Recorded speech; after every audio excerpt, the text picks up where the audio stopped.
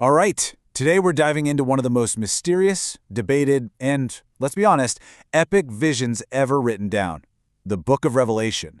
This thing is just packed with cosmic battles, intense judgment, and, surprisingly, a promise of total renewal. It's a text that has fascinated and confused people for thousands of years. And just like that, it all begins. Imagine hearing that. A voice like a trumpet. It's a divine being, and he's got a mission for a man named John, who's exiled on this little island called Patmos. The command is simple, but huge. Write down everything you're about to see. And what he's about to see is, well, it's a vision that's supposed to show the very end of the age. So to wrap our heads around this thing, we're going to break it down into 6 main parts. We'll kick things off with some messages to the early churches, and then follow the whole wild ride all the way to its mind-blowing finale, a brand new heaven and a new earth. So, first things first, the vision kicks off with John coming face to face with this incredible divine figure who calls himself the first and the last. And he gives John his marching orders. Write down what you see and send it out as letters to 7 very specific churches in what was then Roman Asia.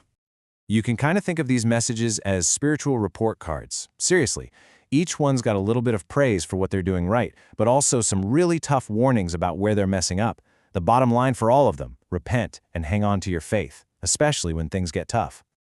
Okay, from here, the vision gist explodes in scale. Suddenly, John's in this heavenly throne room, and he sees a scroll, right? But it's locked up with 7 seals. And the drama is, no one in heaven or on earth is worthy to open it. That is, until a figure appears, a lamb that was slain. This is a powerful symbol of both sacrifice and victory. And as this lamb starts breaking the seals, one by one, a series of judgments start to hit the earth. And the first 4 seals? You've probably heard of them. They unleash the famous 4 horsemen of the apocalypse. First, a rider on a white horse, bent on conquest. He's followed by a red horse bringing war, then a black horse symbolizing famine, and finally a pale horse, and its rider's name is Death. This is just the first wave of what's coming. And things escalate fast. When that 6th seal is broken, it's not just earthly trouble anymore. The entire cosmos gets shaken up. We're talking a massive earthquake. The sun goes black. The moon turns blood red. It's so terrifying that the most powerful people on Earth are literally hiding in caves, screaming, who can possibly survive this? So what happens with the 7th and final seal? Another huge catastrophe? Nope. Instead, there's just silence. Complete, total silence in heaven for about half an hour. Can you imagine the tension? It's like the calm before an even bigger storm, because this silence is the prelude to the next wave of judgments, the 7 trumpets. This next stage of judgment is incredibly systematic. As the first 4 angels blow their trumpets, each one triggers a disaster aimed at a specific part of the natural world. Boom! A third of the earth is scorched. Then a third of the sea turns to blood. After that, a third of the rivers get poisoned. And finally, a third of the sun, moon, and stars go dark. It's a targeted dismantling of the created order.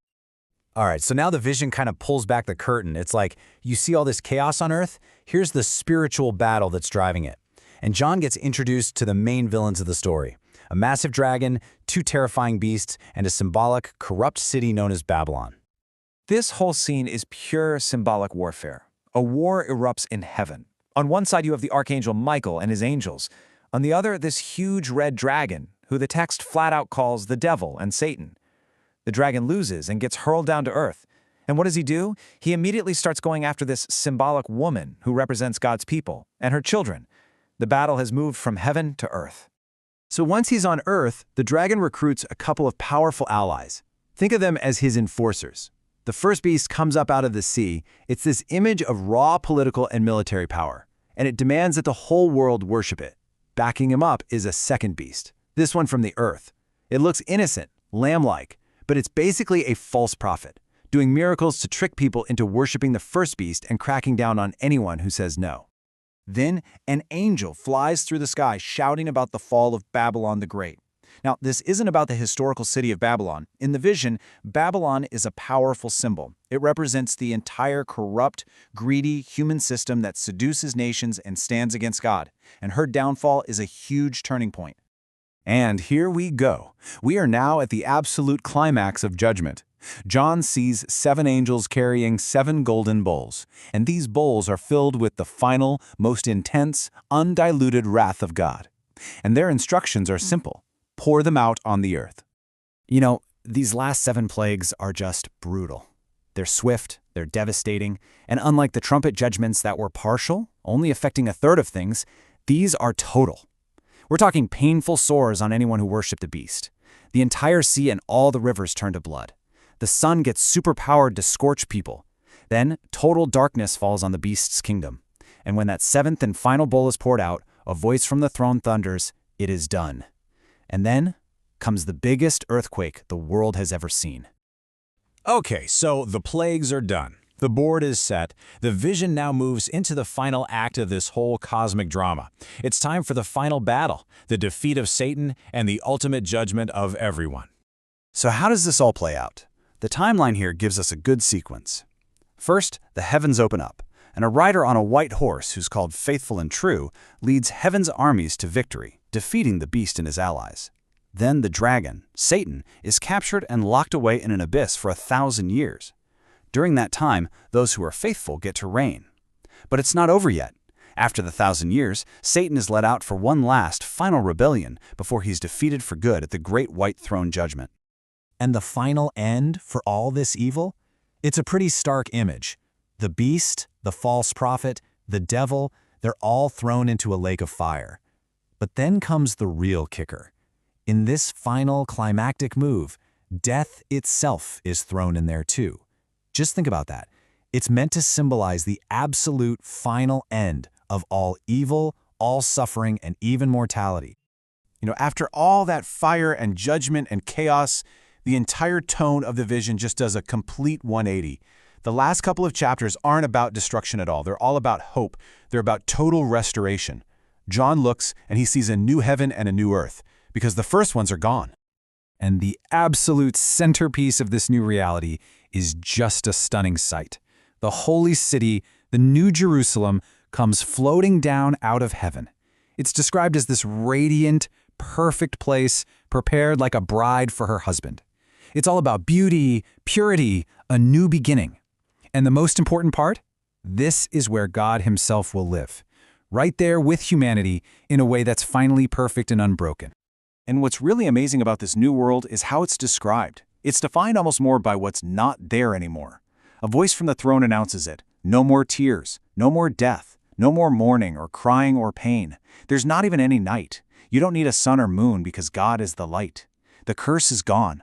All the old broken stuff has just passed away. And right in the middle of this city, there's a river, the river of the water of life. And growing on its banks is the tree of life. And if that sounds familiar, it should.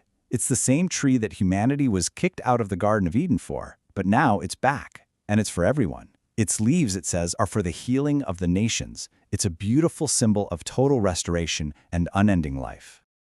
So that really leaves us with something to think about, right? The book of Revelation is absolutely filled with these scary, intense images of judgment. But the final word, the ultimate vision, it isn't destruction, it's healing. It's renewal. So what does it mean for a story like this to end not with a bang, but with a new beginning, with the healing of everything that was ever broken? Because in the end, the whole thing doesn't conclude with a final threat. It wraps up with an invitation, an open call for anyone who's thirsty to come and drink from the water of life. And it all finishes with this one last promise, one that's echoed for centuries. Yes, I am coming soon.